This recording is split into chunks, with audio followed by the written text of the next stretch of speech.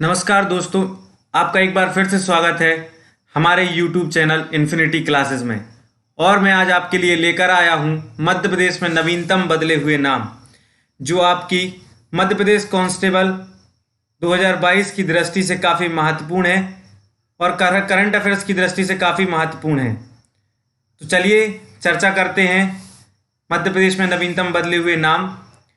तो सबसे पहले हम बात करेंगे कि देश के पहले world class railway station Habibganj railway station के बारे में कि इसका नाम बदलकर क्या रखा गया है। तो जानकारी देना चाहता हूं कि हबीबगंज रेलवे स्टेशन का नाम बदलकर रानी कमलापति रेलवे स्टेशन के नाम पर रखा गया है। यह देश का पहला ISO सर्टिफाइड रेलवे स्टेशन है जो पब्लिक प्राइवेट पार्टनरशिप मॉडल पर आधारित है। कि रानी कमलापति भोपाल की अंतिम गोंड शासक थी और एक हिंदू साहसी रानी थी। वर्तमान में हमारे देश के रेल मंत्री कौन हैं? तो वो हैं अश्विनी वैष्णव। अगर कभी आपसे पूछा जाए कि भारत के पहले रेल मंत्री कौन थे, तो वो थे जॉन मथाई। इसके बाद हम बात करेंगे कि छिंदवाड़ा विश्वविद्यालय का नाम बदलकर किसके स्थान पर रखा गया है। तो जानकारी देना चाहता हूं कि राजा शंकर शाह के नाम पर छिंदवाड़ा विश्वविद्यालय का नाम बदलकर रखा गया है। राजा शंकर शाह कौन थे, कभी पूछ लिया जाए तो राजा शंकर शाह गोंडवाना साम्राज्य के राजा थे, जिनके नाम पर छिंदवाड़ा विश्वविद्यालय का नाम बदलकर रखा गया है। इसके बाद हम बात करते हैं कि मंत्रिपरिषद में आदिम जाति कल्याण विभाग का नाम बदलकर क्या रखा गया है। तो आपको जानकारी देना चाहता हूं कि आदिम जाति कल्याण विभाग का नाम बदलकर जनजातीय कार्य विभाग के नाम पर रखा गया है। अब आपसे चर्चा कर लेते हैं कि आदिम जाति कल्याण एवं अनुसूचित जनजाति कल्याण का मंत्री कौन है। तो इसके लिए मैं आपको जानकारी देना चाहता हूं कि सुश्री मीना सिंह मांडावे जो हैं वो आदिम जाति कल्याण अनुसूचित जनजाति कल्याण मंत्रालय की मंत्री हैं। इसके बाद हम बात करेंगे कि होशंगाबाद संभाग का नया नाम क्या रखा गया है। तो होशंगाबाद संभाग का नया नाम नर्मदापुरम रखा गया है। तो हम जानकारी देना चाहता हूं कि होशंगाबाद संभाग के अंतर्गत 3 जिले आते हैं, जो होशंगाबाद, हरदा और बैतूल। तो ये भी काफ़ी महत्वपूर्ण है, आप याद रख सकते हैं कि होशंगाबाद या नर्मदापुरम संभाग के अंतर्गत कितने जिले आते हैं। तो इसके अंतर्गत 3 जिले आते हैं, होशंगाबाद, हरदा और बैतूल। तो होशंगाबाद जिले का नाम क्या रखा गया है? नर्मदापुरम के नाम पर रखा गया है। इसके बाद हम बात करते हैं कि गवर्नमेंट मेडिकल कॉलेज खंडवा का नाम बदलकर किसके नाम पर रखा गया है। ये काफ़ी महत्वपूर्ण क्वेश्चन है और मैं आपको जानकारी देना चाहता हूँ कि गवर्नमेंट मेडिकल कॉलेज खंडवा का नाम बदलकर नंद कुमार सिंह चौहान के नाम पर रखा गया है।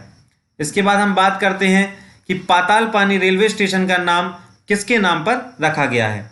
तो पातालपानी रेलवे स्टेशन का नाम क्रांतिकारी टांट्या भील रेलवे स्टेशन के नाम पर रखा गया है। टांट्या भील के बारे में आपको कुछ जानकारी देना चाहता हूं। तो क्रांतिकारी टांट्या भील का जन्म स्थान खंडवा जिला है और 1857 की क्रांति में देश को आज़ादी दिलाने में टांट्या भील का प्रमुख स्थान था, जिसके लिए भारतीयों द्वारा रॉबिन हुड के नाम से भी जाना जाता है। इसके बाद हम बात करेंगे भोपाल स्थित मिंटो हॉल का नाम बदलकर क्या रखा गया है। तो भोपाल स्थित मिंटो हॉल का नाम बदलकर कुशाभाऊ ठाकरे के नाम पर रखा गया है। इसके बाद हम बात करेंगे कि सागर के सबसे बड़े पार्क अमृत पार्क का नाम बदलकर किसके नाम पर रखा गया है। तो अमृत पार्क का नाम बदलकर अटल बिहारी वाजपेयी पार्क के नाम पर रखा गया है। अटल बिहारी वाजपेयी हमारे देश के प्रधानमंत्री थे, जिनकी याद में प्रतिवर्ष 25 दिसंबर को गुड गवर्नेंस डे या स्वशासन दिवस के रूप में मनाया जाता है। ये भी काफ़ी महत्वपूर्ण है, आप आसानी से याद रख सकते हैं कि अटल बिहारी वाजपेयी जी की याद में 25 दिसंबर को गुड गवर्नेंस डे या स्वशासन दिवस के रूप में मनाया जाता है। इसके बाद हम बात करेंगे ग्वालियर चंबल एक्सप्रेसवे का नया नाम क्या रखा गया है। तो ग्वालियर चंबल एक्सप्रेसवे का नाम अटल बिहारी वाजपेयी जी के नाम पर रखा गया है। तो अटल बिहारी वाजपेयी जी काफ़ी महत्वपूर्ण है और आप इसको आसानी से याद रख सकते हैं कि अटल बिहारी वाजपेयी जी एक्सप्रेसवे के नाम पर चंबल एक्सप्रेसवे का नया नाम रखा गया है।